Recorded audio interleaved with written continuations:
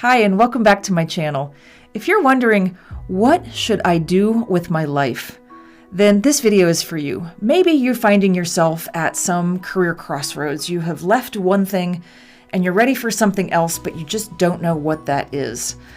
Maybe you've been doing something for a long time and you're ready for something new. Maybe you've got an unexpected career transition and you know that this is a moment to go do something different, but you don't know what that is. Or maybe you've never really done anything you've wanted to do and you're just wondering, gosh, I really want to make an impact or do something more fulfilling or more fun, and I don't know what that is. Like, what is my soul's calling? What is the next thing? What am I meant to do? What did I come here to do? And I'm going to help you answer those questions. I love what Steve Jobs once said. He said, you can never connect the dots of your life looking forward. You can only connect the dots of your life looking back. And in a career, I believe that to be true. It is almost impossible in my experience to know how your career is going to unfold when you're at the beginning of the journey and you haven't yet stepped foot onto that path. And so it's like, what should I do with my life in some ways maybe isn't even the best question. Perhaps the best question is, what's the next most exciting thing I could do that would really light my fire?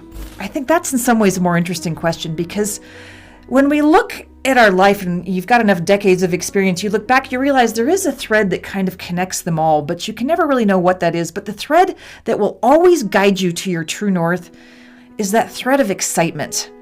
And excitement is it's kind of like your soul whispering to you, go do this thing next. This is going to be the fun path. This is going to be the abundant path. This is going to be the good path. If you just follow your excitement, it's going to be really good. So how do you know what's going to be your excitement? I think sometimes this isn't a skill that we cultivate or a muscle that we strengthen. I've really gotten in the habit myself over the last decades to think, even every morning as I wake up, what's the most exciting thing I can do today? Or what's the most exciting thing I can spend my time on right now? And sometimes the answer is, go for a walk. Like, if that's the most exciting thing you can go do, that is the true north. And on that walk, something good is going to happen. You're going to relax. You're going to have a good idea. You're going to remember what's fun in life. You're going to just enjoy the outdoor air, and it's going to give your brain space to process something in the background. You never know what the reason for that walk is. But when you can really tune in any moment to what's exciting within, that will always be your true north. That really is your soul's way of whispering to you, go do this thing next. It's going to lead you to the next and lead you to the next and lead you to the next. That's sort of on a micro level. Now, on a macro level, what is that exciting thing for you? And this is where some questions might help guide you to that.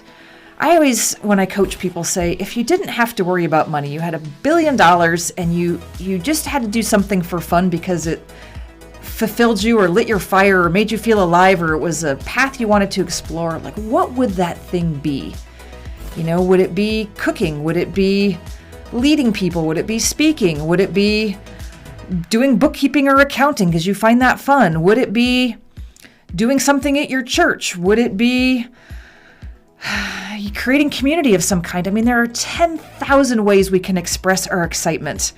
But what's that thing for you? If you just didn't have to worry about money, what's the thing that's exciting? For me, when I look back at my career, consulting was exciting. I loved the idea of helping teams and companies. And over the years, now that I've had enough decades, I can see where that thread has taken a different shape and a different form. But there's two things for me that have always sort of been what I've done. Number one, consulting and helping people. And number two, teaching. And those two things have always been the things that have excited me. They have taken very different forms over the years. And after a while, I think, okay, I've explored that. Let me explore the next thing that's exciting. And so I've never set out to do those things. It wasn't like at the very beginning of my career when I was 22 out of college thinking, I'm going to go consult for the rest of my life and I'm going to go teach. It was never like that. It was more like, well, of all my available options, consulting sounds the most fun because I can work with all these different companies and learn all these different industries and do all these different things. And that was exciting to me. And I stepped onto that path. And when that kind of consulting I used to do felt like I'd exhausted it, and quite frankly, there was a certain point where I was exhausted, I thought, okay, well, I need to do something else. And then I explored genius and teaching, and that felt very exciting. And then I explored consulting again, but at a different level with executives. And so I could have never outlined that at the beginning of my career, but I've always just found a way to follow my excitement from one thing to the next. And when I look back on it, I can see that thread of excitement has infused everything I've done. And so what's that for you? What's that exciting thing for you? Is it, I don't know, maybe it's opening a local cafe. That feels exciting. Maybe it's, becoming a healer, because that feels exciting. Maybe it's teaching young kids. I mean, it can be anything, but if you set down money, what's the thing that would feel exciting? And you can just get a pen and a piece of paper and write down 20 things like, okay, these things feel exciting. Like these kinds of things, these kinds of themes. Forget about money for a second, because the problem that a lot of people make, or the mistake a lot of people make, is trying to figure out, okay, what's the career I'm going to make money at too soon? First, we want to start with, okay, what's the most exciting thing I could do? I'll just give you a very personal example. I have been feeling very called to share more of the things that light my fire, like helping people figure out their excitement. And I thought, okay, well, what's the best way to do that? I could go out in my local community and I could speak about it. I could go to schools. I could go to businesses. I mean, I've done these things. I could make videos, but where do I want to make videos? Do I want to make them on Instagram or TikTok? And then I thought, okay, well, I'd like to share more of these things that are fun for me to share. What's the best format? What's the best place? And when I examined all of my available options, I thought, I think of all my available options, the one that feels the most exciting in my heart in this moment is, let me make videos for YouTube. And then let me take maybe pieces of those longer videos and put them on other social media. That feels exciting to me. And I really got clear about the thing that excited me. And then I thought, okay, what are all the ways I could do that? And of all those available options, what's the most exciting thing? Now, for you, that might be a very different set of choices or decisions, but we have to start with our excitement. What is the thing that's exciting? And if you've never really done this inquiry, you're not really sure. It's just like thinking, okay, well, what would feel exciting? And if you don't know the exact thing, like making videos or teaching, it's like, okay, well, things that excite me are working with fun people, doing something creative, building something, working with my hands, working with kids. Like, what are the elements of those things that feel exciting? Doing something on a big stage with, big leaders, doing something in my local community. Like, what are the elements that feel exciting? And you really sort of just write them down. Again, you can just write them down with a pen and think, okay, well, what are those elements that feel exciting? And they don't need to feel exciting for 20 years. They just need to feel exciting right now in this red hot minute. Like, what is the cool thing that I would find fun to do? I would love to make artwork on empty walls out in the community. That feels exciting. Like, okay, great. So we just have to think about the elements of excitement and just really let ourselves feel that excitement, because it's that excitement that starts literally opening doors in the universe. And once we kind of get clear about that, then we just start moving in the direction of our passion and our excitement. Sometimes these things can make money right away, and sometimes they are a side hobby until we can figure out how to make them our full-time living. And it's okay. A lot of times people come to me and they're like, okay, Taryn, what I really want to do is open a local coffee shop that has cool plants, and it's a really great place for people to come and connect, and it'll be a community meeting point. Like, okay, great, that's an exciting thing. But I don't have the money, and I can't quit my day job just yet, and I've got a family to support and, ailing parents. Like, there's all these criteria, and it's like, okay, well, how can you take one step in the direction of that? Maybe you just sketch it out. Maybe you just start ideating. Maybe you make an Instagram board or a Pinterest board, and you think of all the cool things that you would have in there. Like, just start doing pieces of it that feel exciting, even if you can't do the whole thing just yet. We move in the direction of our excitement.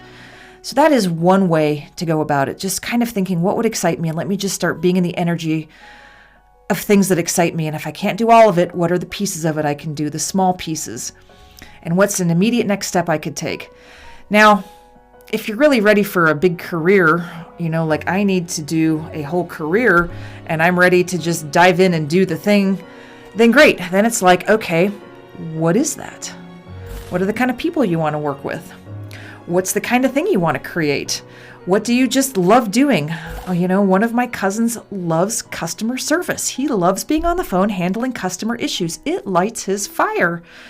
And so it's like, great, if you kind of know that, then then it's like, okay, but the environment that would excite me is maybe the kind of company. Maybe it's a products company. Maybe it's a services company. Maybe it's a software company. Like, what are some other elements? And if that doesn't matter, then what are the kind of people you want to work with that excites you? So it's not like you always need to have it all figured out, is what I'm trying to say. Sometimes we just go in the direction of our excitement and we just do the next most exciting thing, and we kind of stoke that fire of excitement. And so let me just give you permission to not have it all figured out. And let me also give you permission to just take some time to think of, what are the exciting elements? What are the things that would make me feel alive? What's the kind of impact I want to make? Because I think often what lights our fire is having some kind of impact on others in some way. Others get to experience something that we've done in a way that feels good for them. And that creates a fulfillment for us. It's kind of like what I call sacred service. It's that piece of us that wants to help others, help the planet, help animals, help our community, help our kids, help others in some way. And it doesn't need to be a big, huge, grand thing on a big, grand scale. It can be just small moments.